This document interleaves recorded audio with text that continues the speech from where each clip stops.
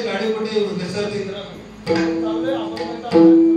परंपरा काय ना सांगावी लागते की नाही. संत महात्म्याने अनादी काळापासून ही कीर्तन संस्कृती आमची. कीर्तन आपलं नाहीये. कीर्तन चाले शरीर कोणाची असते. पुढे वाक्य सांगतो ज्ञानेश्वरीचे होई.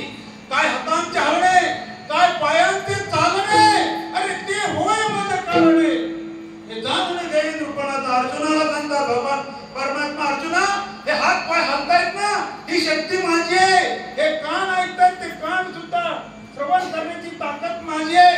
तरी सूर्या सकट आगवी, ही विश्व रचना जावी, ती दीप्ती माझी जाणारी अत्यंती आहे. आपल्याच बोलाने आहे सगळं जग पाहण्याची शक्ती आहे. सूर्याला सुद्धा आपण बघतोय, फक्त ताकद त्याची आहे. चाले हे शरीर कोणाची असते, अरे कोण बोलवितो हरिणीनं. ते कवी ऐकले मग त्याचं भजन करणं आपल्याला काय वाईट वाटायची गरज आहे. भजन का करावं याची तुमच्याकडे सांगते. अजून एक भागवतातली ओवी देतो आणि मग थोड्या वेळाने अभंगाकडे वळण्याचा प्रयत्न करतो. बरोबर माझ्या समोर घड्याळ आहे, बरोबर तुम्ही माझ्या समोर बसलेला, इकडे पण माझ्या मागे उभे, मागे पुढे उभा. या सगळ्यांच्या हालचालीवर माझी बडबड सुरू होणार. नशीब आहे, भाग्य आपलं आहे की तुम्हाला बसायला जसं सतरंजी त्यांना उभं राहायला सतरंजी. नाहीतर काय काही लोकांचे खरं सांगतो तुम्हाला, मी 2-2 तास त्या लादीवर उभा राहू शकत नाही. काय अवस्था होते मला माहिती आहे. पण तिथल्या संयोजकांनी चांगली योजना केली आहे की तुम्हाला सतरंजी चांगली, ती पण जरा टोचेल अशी सतरंजी. नाहीतर काय आहे का नाही, काय तुमचं बसलेल्यांची काय करा. एक पाय दुखायला लागला की डावा पायवर, डावा पाय दुखायला लागला की उजवा पायवर. कीर्तन सांगण्यात रस नाही, सेवित नाही. मग कीर्तन नाही, मग कीर्तन थांबवायचं. ते हुशार माणसांचं काम असतं. हे ना, हुशार माणसांचं लवकर झोपे, लवकर उठे, तया ज्ञान संपत्ती भेटे. तुम्ही तर ऐकलं का कधी? आहे का नाही? असं आपल्याला ज्ञान कमवायचं असेल, आपल्याला लवकर उठायचंय. आपल्याला काय असलं काहीतरी करत बसायचं. जागरण काय लोक 12 वाजेपर्यंत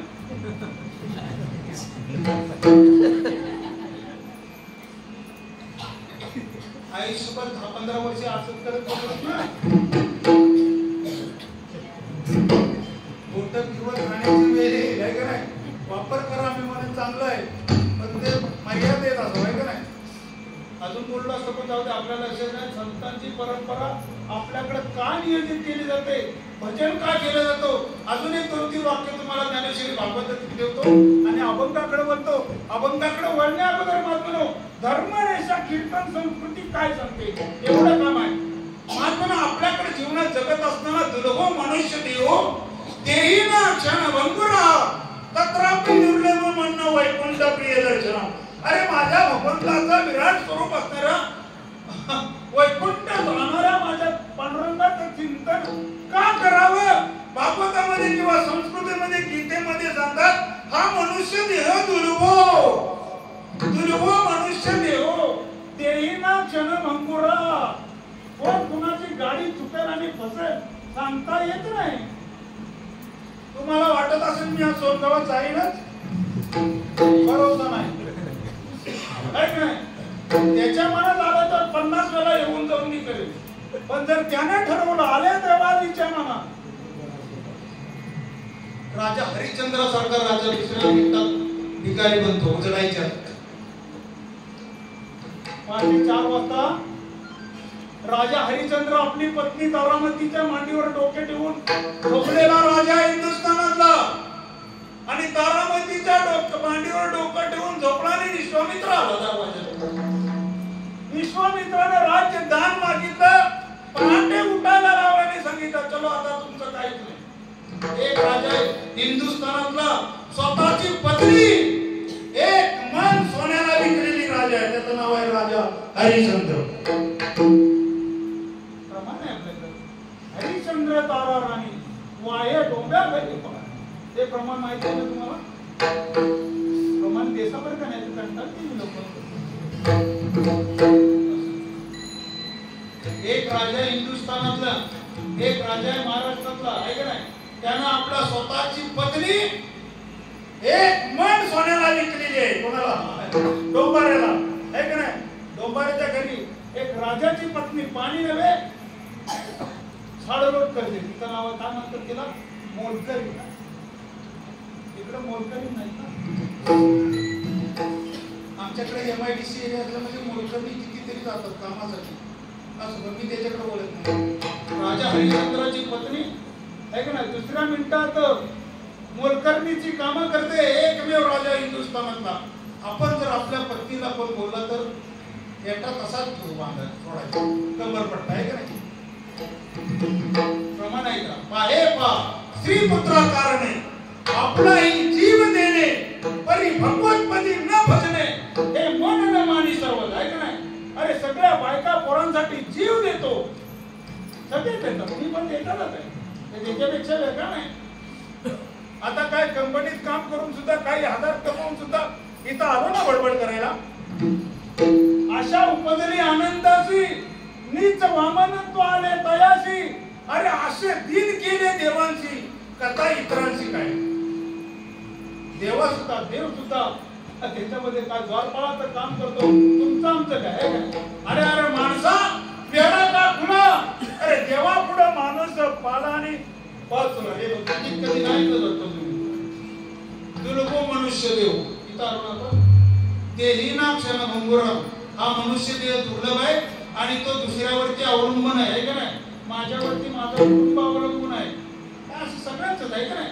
मग काय पत्नी असेल, मुले असतील, वडील असतील, सगळे वगैरे काय असतील ते हे एकमेकावरती अवलंबून आहे. ही जीवनाची सायकल आहे मात्र. म्हणून ही सायकल समजताना ही भागवतामध्ये महात्मा संत सांगताय की हे देवा, हे अर्जुना, हा मनुष्य देह दुर्लभ आहे. त्याची जास्त वेळ त्याची अपेक्षा करू नको. या देहात काय होणार माहितीये कोणाला? दोन क्रिया आहेत, एक दफन आणि दुसरी दहन. एक तर तुमची माती, नाहीतर दुसरी राख, ज्याला मुरी म्हणतात. ती मगाशी मी मागितली आहे काय? मुरी नाही आपल्याकडे म्हणतात. झाली मेलेची, इकडे नाही म्हणत ना? बरं, मुरी म्हणजे काय?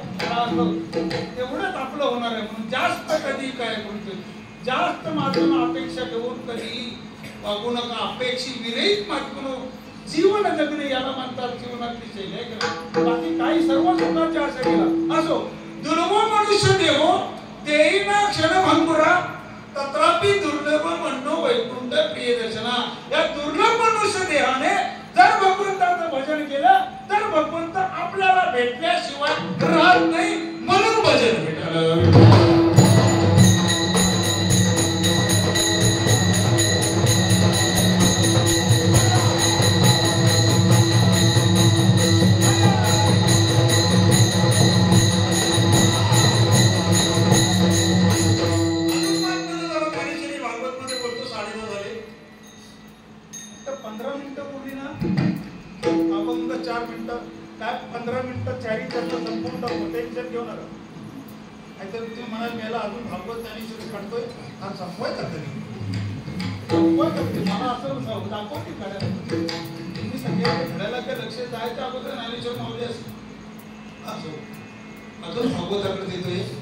काय चिंतन करण्याची गरज मानवला आहे का?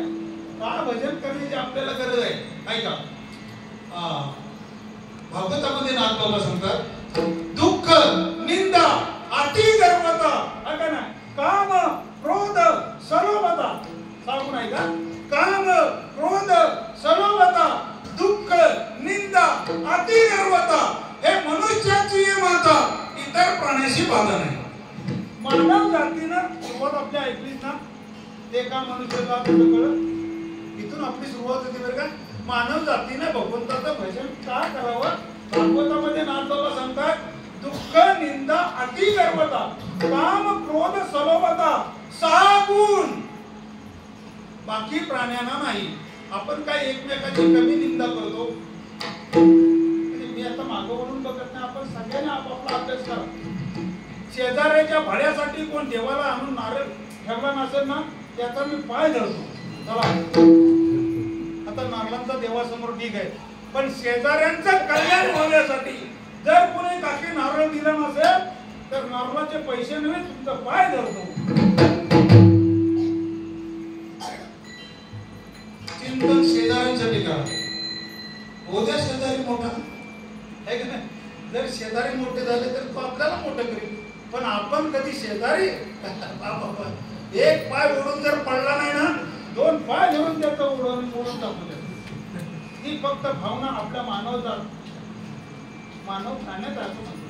जातीत म्हणलं की थोडं अंतःकरण दुखेल, त्यांनी जात समजावून सांगितलेली आहे का नाही? आयसी कळवल्याची जाती आपल्याकडे प्रमाण आहे.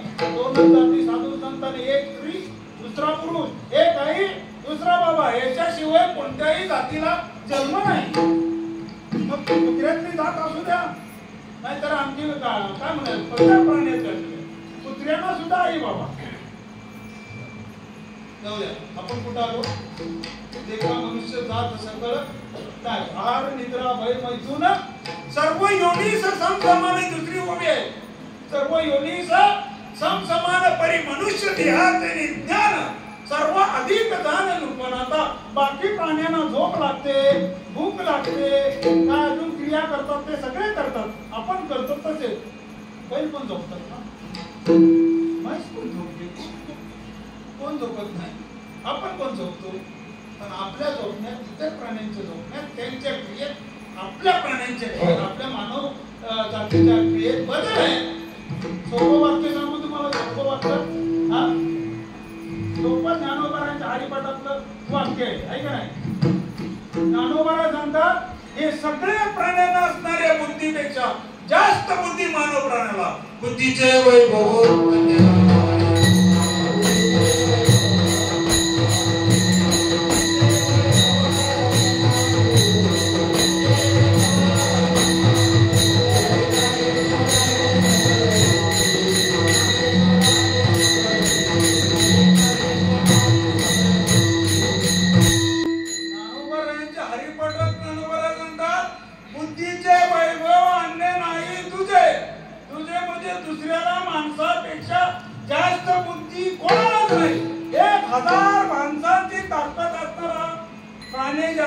हत्ती.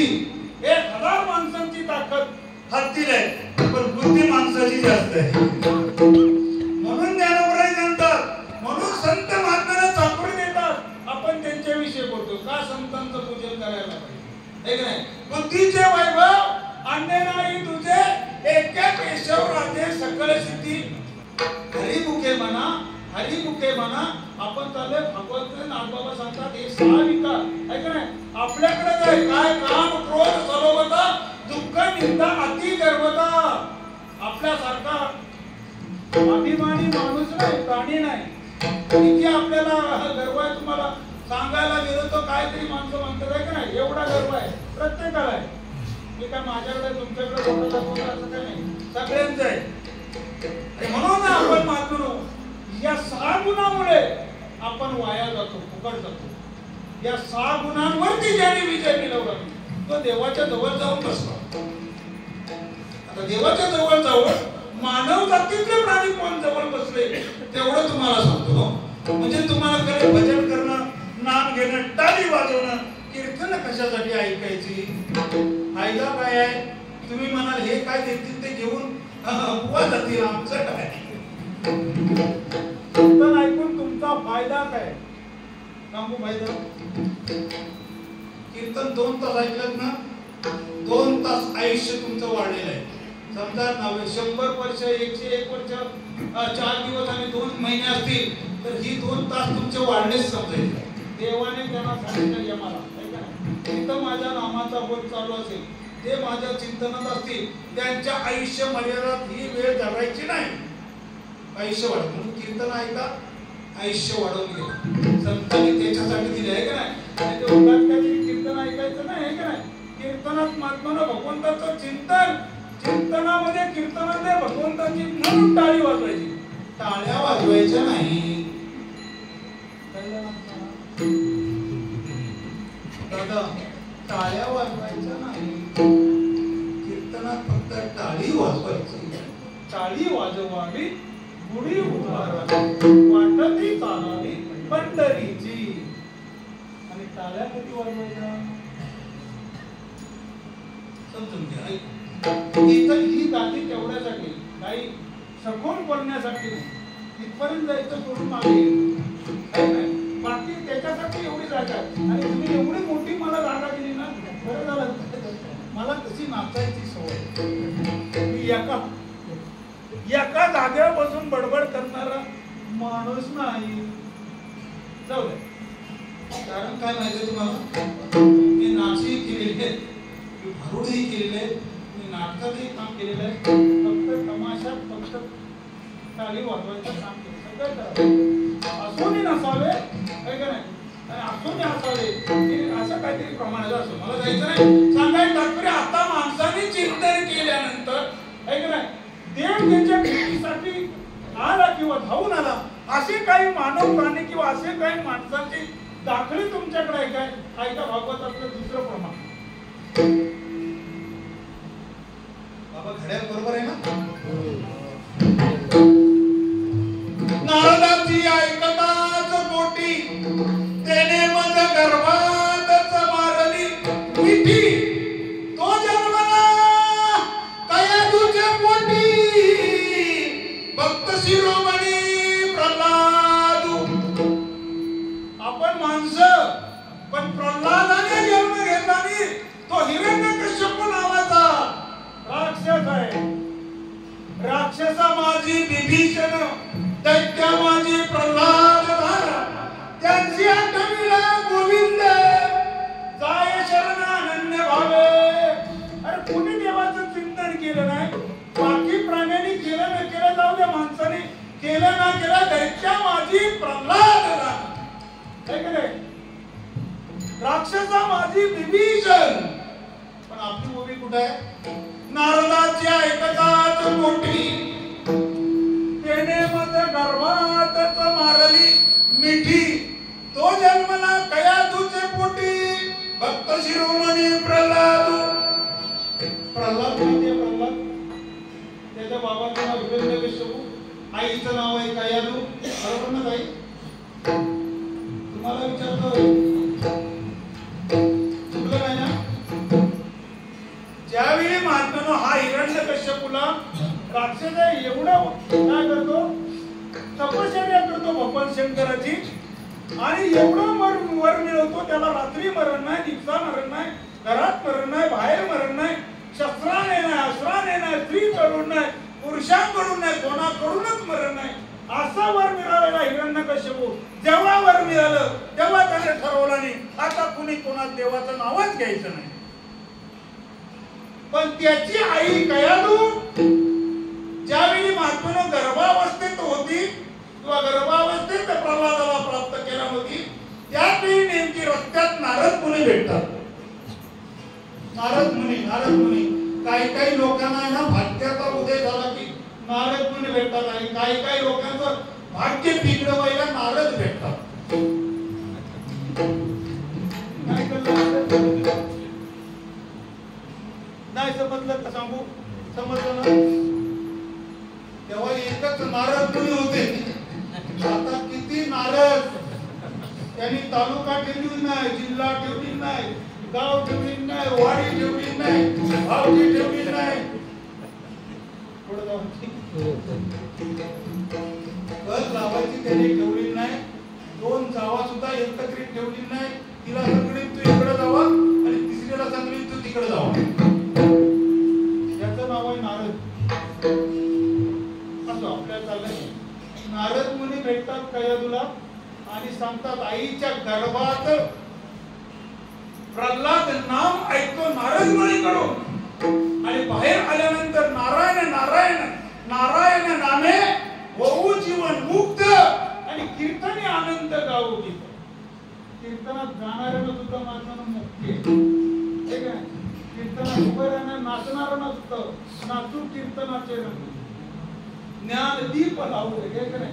त्याच्यापेक्षा महात्मानो ऐकणारांचे भाग्य त्याच्यापेक्षा. तुम्ही असं स्वतःला कमी समजून घेऊ नका, ऐक नाही. भागवतामध्ये समर्थ रामदास स्वामींच्या दासबोधात कुणी ऐकलंय का? ऐकलंय? समर्थ रामदास स्वामींचं दासबोध श्रवण भक्ती दासबोधात सांगितले, पण नाही पडत इकडे संप्रदायात. बरं, समर्थ रामदास स्वामी सांगतात श्रवण भक्ती आहे का नाही? धन्य तयांची जननी जे लागले हरिभजनी त्याहीच एक जन्म जरी सार्थक केला. श्रवण भक्तीचे करावे आहे का नाही? नित्य नाम जपत जावे, नाम स्मरण पावावे समाधान आधी. म्हणून कीर्तनाच्या 9 वाटा आहे. काय आहे का नाही? श्रवण, मनन, चिंतन, ध्यास, निजध्यास, आत्मध्यास आणि मग त्याच्यामधून मुक्ती वाटत. असं आपल्याला जायचंय कुठं? नारद मुनीच्या कयातून आलोय, बरोबर आहे? नारद मुनीने कयातूला सांगितलं नाही आणि गर्भात असणारा प्रल्हाद ते नाम ऐकतो.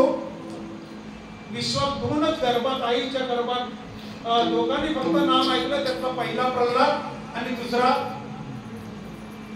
अभिमन्यू. महाभारत नाही वाटतं कधी बघितलं. म्हणून माताला माफी मागतो. गर्भावती अवस्था असताना टीव्ही बघायची नाही, त्याला काही डान्स बघायचे नाही. जर तुम्ही टीव्ही बघितलं, जर तुम्ही डान्स बघितलं तर पोरं हरिपाठात नाचणार नाही, ते दुसरीकडेच नाचतील.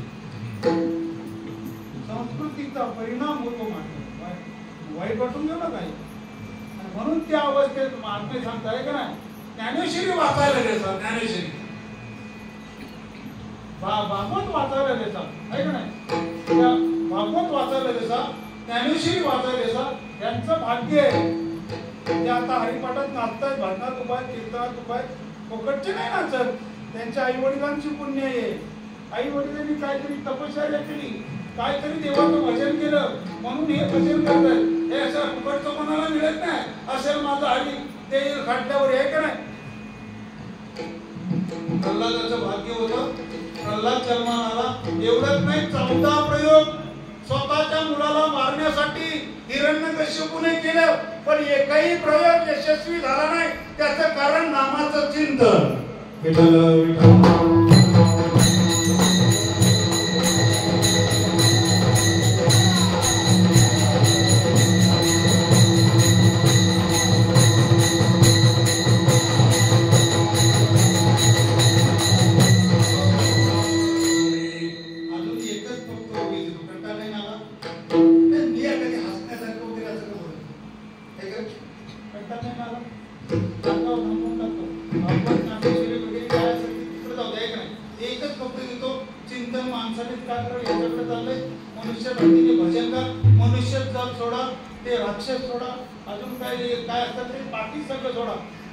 काही पक्षी एक नाही, काही पक्षी माहितीये रामायणामध्ये जटायू नावाचा पक्षी प्रभू रामचंद्रांच्या मांडीवरती डोकं ठेवतो आणि राम राम राम.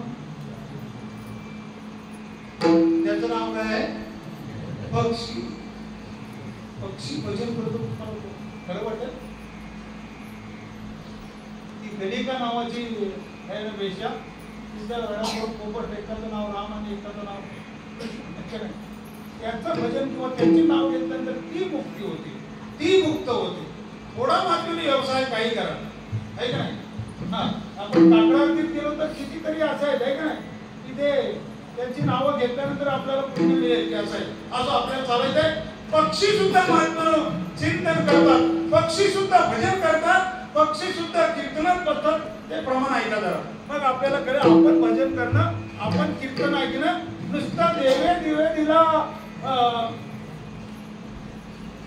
फक्त जेवण कशासाठी ठेवलेले असतात तुम्हाला समज राहत नाही ना? तुम्हाला काय काय माणसं नाही समजलं तुम्हाला? बसल्या बोलल्या नाही घरोघरी तर तुम्हाला सगळ्या गावात आमच्याकडे आलं तरी तसंच म्हणे येते भोजनाप्रमाणे असो. आपण चालले का भोजन करतात, का कीर्तनात बसतात? आपण बसतोय, राक्षस बसतात, तिथपासून आपण चाललोय. आता पक्षी बसतात असं मी तुम्हाला सांगतो. त्याची भूमी महात्म्यानो भागवतामध्ये आहे. ऐका, ते पक्षी महात्म्यानो असे त्यातला एकदम छोटा पक्षी आहे, त्याचं नाव आहे मधमाशी. माहितीये मधमाशी पोळा तयार करते, माहितीये ना? त्याला काय म्हणतात? टाळ्या म्हणतात ना, ते कालवा म्हणतात, ते मोह म्हणतात, असं काहीतरी म्हणतात. पण माशी ती कळली का तुम्हाला? ऐका, सांडूनी सुगंध गंध चंदनासी, आवडी दुर्गंधा धावे मासी जैसी, देवी सांडूनी जन्मज्ञानासी, पंडित विषयाची लोलुप्त. आता ना बाबा म्हणतात ती माशी मधमाशी तयार करते, ती चांगली चांगल्या फुलांचा सुगंध वास सोडून घेते आणि बसते कुठे? मोरीतल्या गटारातल्या हिरवा कलरचं पाणी होतं ना, माझ्यासारखा काळ्या कलरचं पाणी नाही, हिरवा पाण्याचा, मोरीतल्या पाण्याचा जमतोय. ती मधमाशी तिथं बसते. कुठे बसते? आवडी दुर्गंधा धावे मासी जैसी. जिथं आपण पाऊल टाकताना नाकमुठीत धरतो, पण ती माशी कितीतरी वेळ तिथं बसते.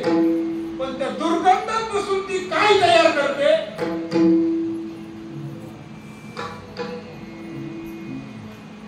माशी काय तयार करते? मध तयार करते, है की नाही? बसते कुठे? दुर्गंध तयार करते मध. आपण कुठे बसतो? मंदिरात, है की नाही? किंवा सत्याचं जिथं नियोजन आहे तिथं. आपल्या मनात काळवा काळवा काय आहे? आपले विशेष संपत नाही. पंडित पंडित काय सर्वसामान्य पदवी नाही. पंडित फक्त एकच आला हिंदुस्थानात, त्याने आमच्या तुकोबरायांना विरोध केला, ज्याचं नाव आहे रामेश्वर भट्ट. पंडित पदवी एकाला, 6 शास्त्र ज्याला पाठ मुखोदक, त्याचं नाव पंडित. ब्रह्म जाणतो तो ब्राह्मण, है का ना? त्या वेदाचा अर्थ सांगतो त्याला पुरोहित. शास्त्र वाचतात आहे काय? आणि मग ते ग्रंथ वाचतात माहिती आहे कुणाला? पहिले श्रावण महिन्यात ग्रंथ वाचायचे, है का नाही? मग त्या ग्रंथातला अर्थ सांगतो ना, त्याला पुरोहित म्हणतात, है का नाही? आणि त्या पुरोहितावरती आणखी शास्त्री म्हणतात. वेदाच्या भाषेत आपण काय झालं? बसलोय कुठे? कीर्तनात. पण आपले विषय संपत नाही. विषयाचा बळी पाडू, गोड परमार्थ झाला कडू, कडू कडू जीवाशी झालाय का नाही? मग त्याच्यामुळे बसले, त्याच्यामुळे ते फसू नये म्हणून महात्म्यानं येते ओंकारासाठी आले घर जावे. अरे ज्याने अभंग दिले ना तुकोबर आहे, तिकडे बोलू काय? वेळ संपत आली म्हणून सांगतो. तुकोबराने एवढा त्रास विश्वात कुणीच घेतलेला नाही. तुकोबराने एवढा त्याग जीवनात कुणीच केले नाही. अभंगावर बोलणं खूप सोपं आहे हो, पण तुकोबरांचा परमार्थ जरा मागे बोलून पाहिलं ना, तर तुकोबरांनी लिहिला गाथा सुद्धा त्याने बुडवला, आहे का नाही?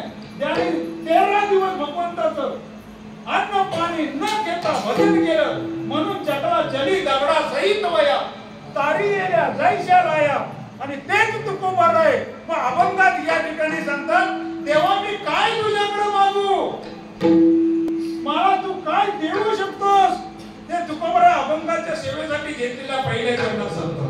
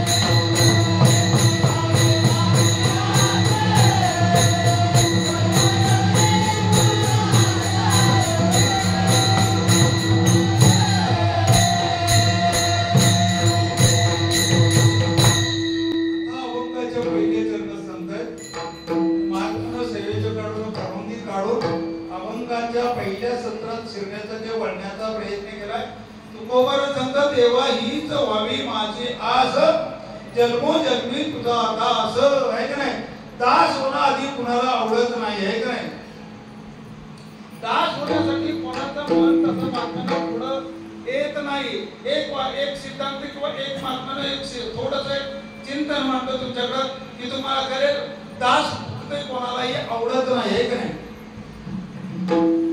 एक आई असते आई आणि ती आपल्या लेकरासाठी भोजन बनवते. भोजन म्हणजे काय म्हणतात जेवण ना.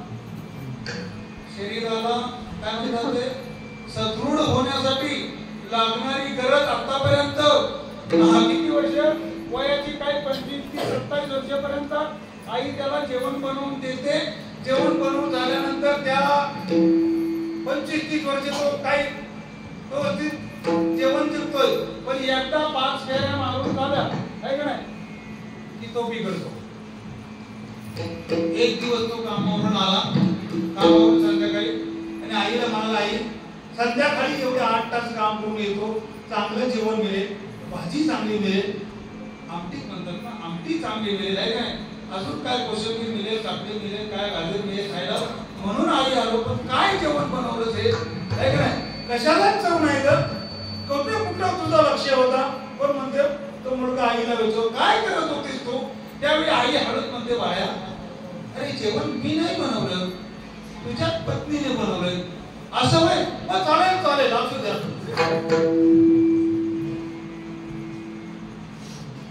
आज कधी संपली आहे का नाही.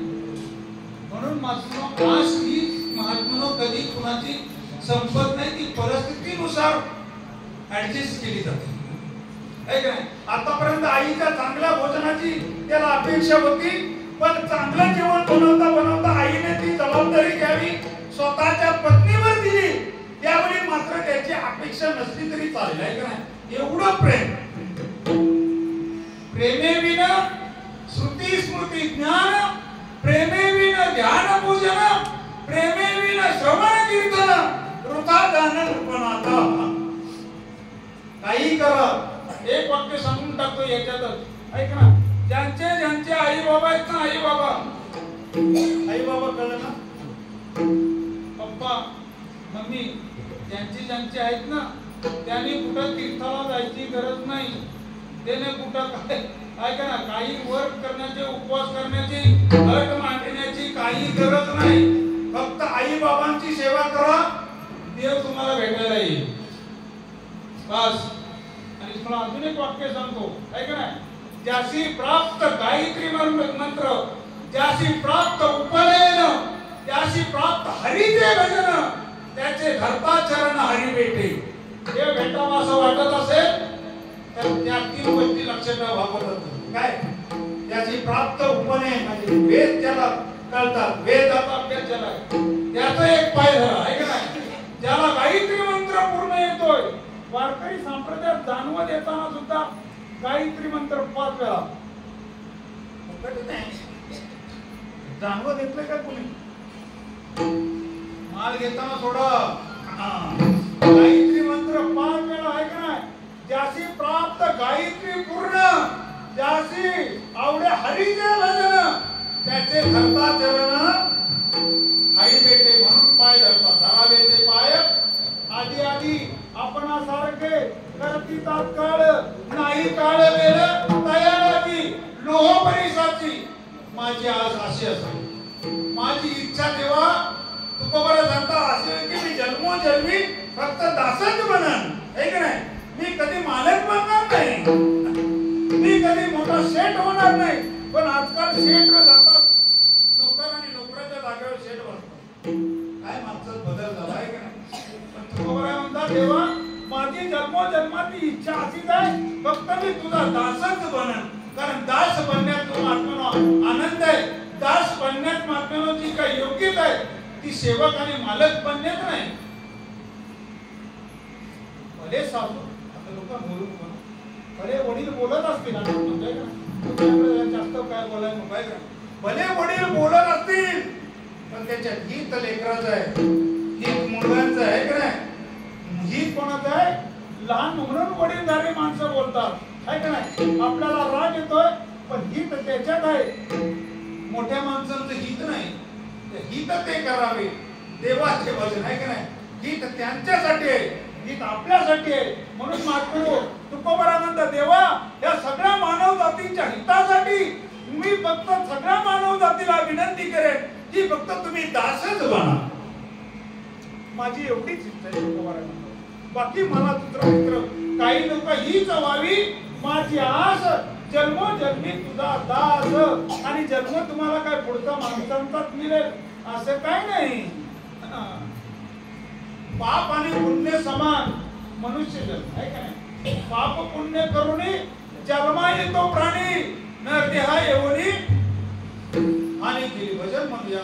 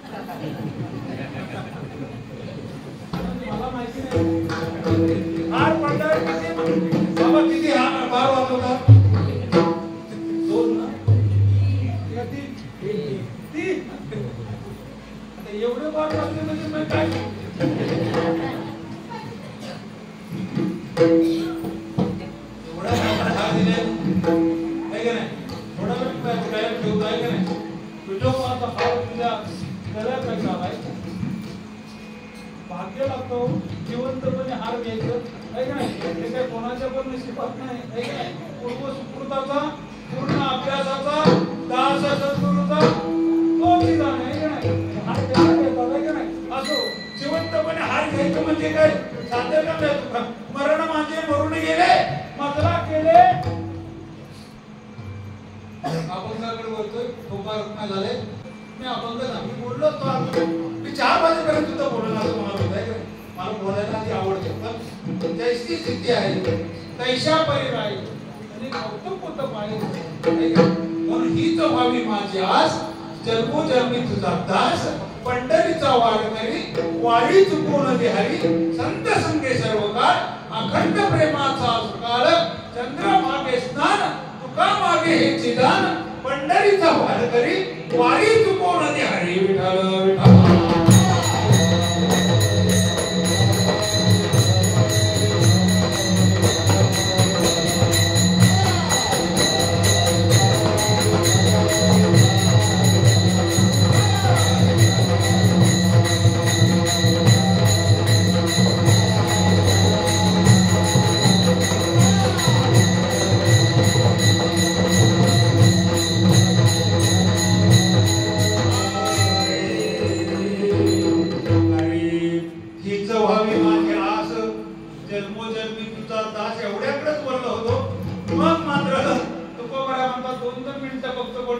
दुसऱ्या चरणात अजून एक मागणी मागतात.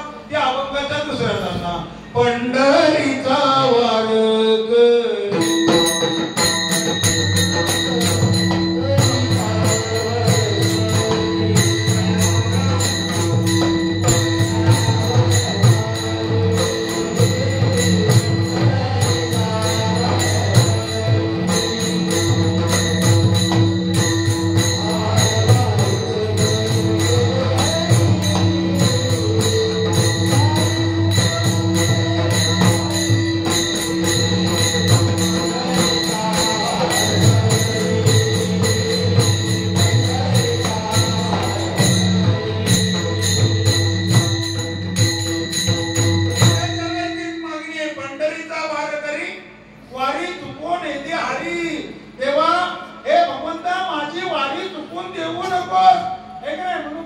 वारकरी वारीला जातात आहे नाही. वारीला जातात म्हणजे काय, एक एक विकार म्हणजे अंतःकरणात असणाऱ्या काय धडपडी त्या भगवंताच्या पायावर सोपवतात आणि मग रिकाम्या हाताने वारकरी बनून परत येतात. याला म्हणतात वारकरी. म्हणजे देवाला सांगतात, देवा माझं सगळं बनवू दे. हे हार एवढे महाग असतात ना, ते मला मागच्या वर्षी कळलं.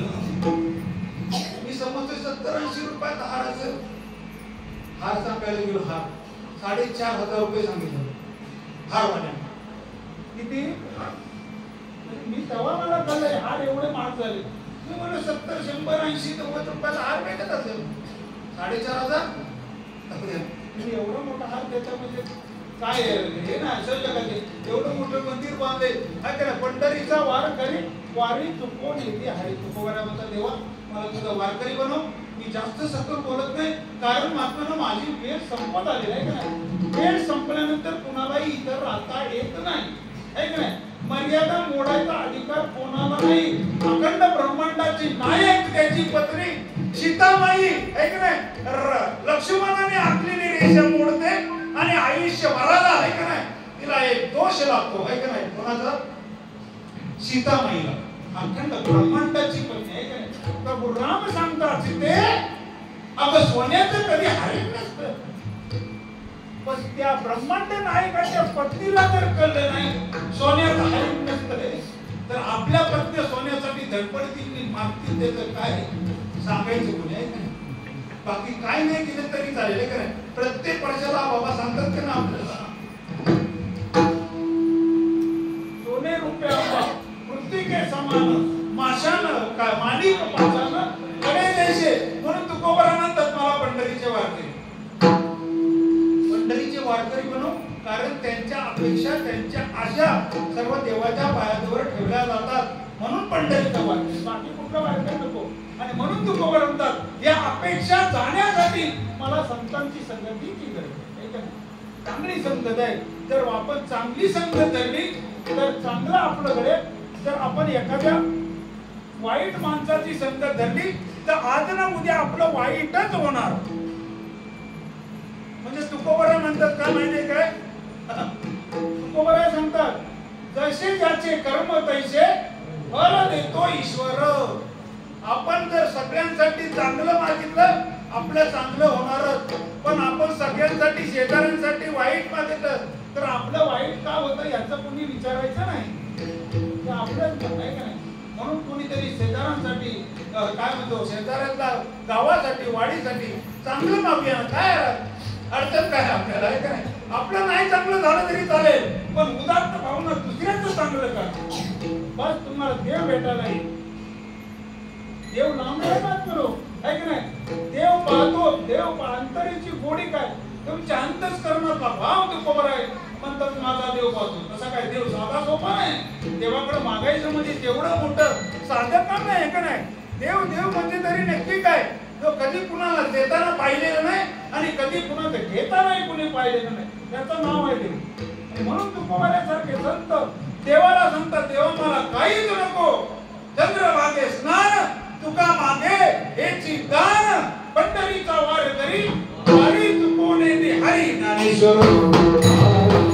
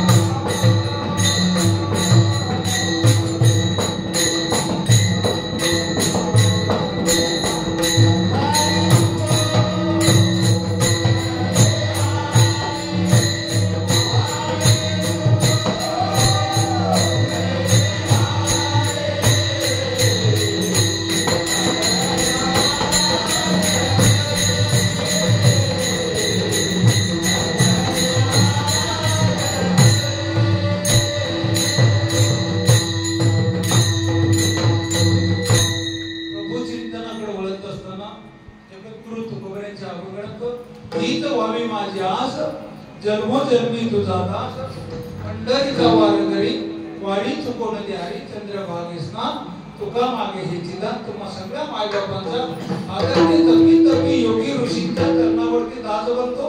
महात्माने सेवेला पूर्णविराम देणार आहे. तरी लोकांनी माझ्याकडे थोडीशी वेळ मागली फक्त ज्ञानापर्यंत उद्या घेतो आणि मग तुमच्याकडे वेळ देतो. इथे सगळ्यात जे लहान काही येते करा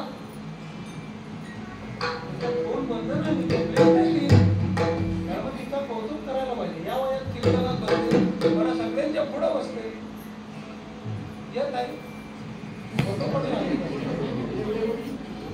काय आवडेल ना आवाज आधी माझी नाद बघितली ना तुम्ही नाद अशी लहान असल्या आता ती सामील आहे.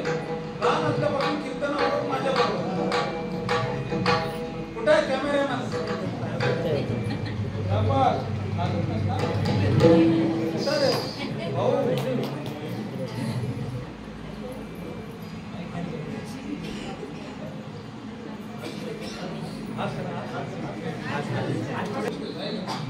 पण कीर्तन ऐकणे गरजेचं आहे.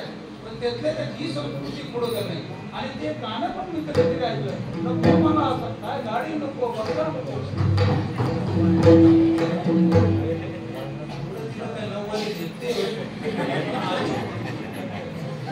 संदेश मागणं सगळ्यांना सर्व मायबापांनी या ठिकाणी ज्यांनी कीर्तन ऐकलेलं आहे त्या सगळ्यांना भगवंतांनी दीर्घायुष्य लाभले त्यांची उत्तर प्रगती व्हावे त्यांच्या भल्यासाठी महात्मानो देवाने योगदान द्यावं अशी प्रार्थना करतो आणि कीर्तन रूपी सेवेला पूर्णविराम देण्याचा प्रयत्न करतो. ज्ञानेश्वर जय विठ्ठल जय